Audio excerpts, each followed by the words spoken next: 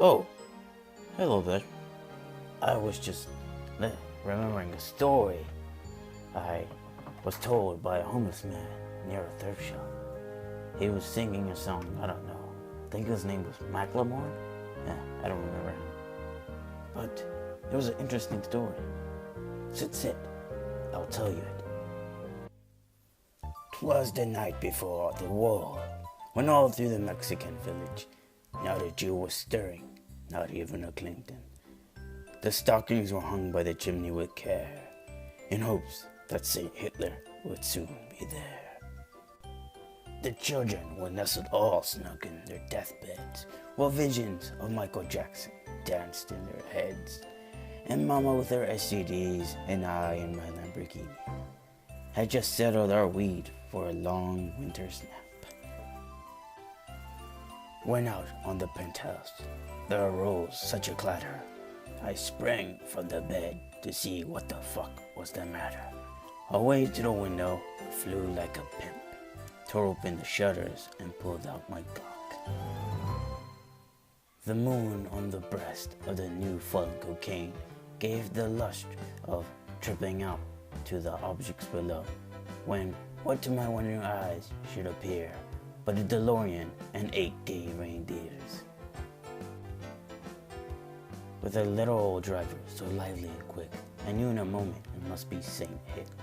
More rapid than the minigun, his courses they came, and he whistled and shouted and called them by name. Now Zagmar, now Dietrich, now Peretta and Vaughan, on Conrad, on Clovis, on Derek and Bruno. To the top of the penthouse, to the top of the window. Now march away, march away, march away all. As dry leaves that before the wild tsunami fly, when they meet with an obstacle, mount to the sky.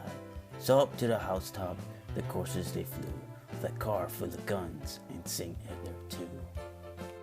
And then, in a twinkling, I heard on the roof the prancing and pawing of each little boot, as he drew in my head and was turning around.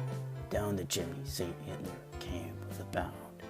He was dressed all in fur from his head to his foot, and his clothes were all tarnished with ashes and soot. A bundle of guns he had flung on his back, and he looked like a pedophile just unzipping his pants.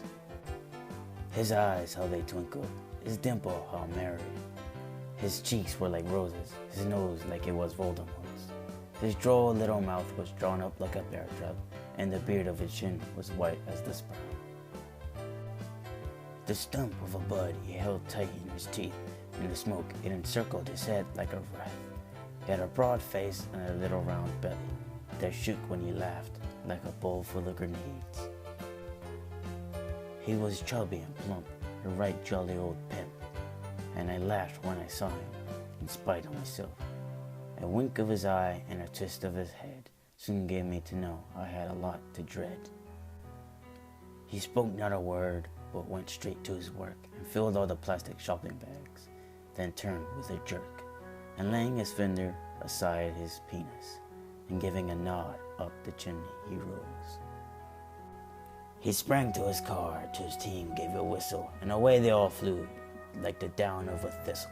But I heard him explain ere he drove out of sight, Happy Kwanzaa to all, and to all of yours.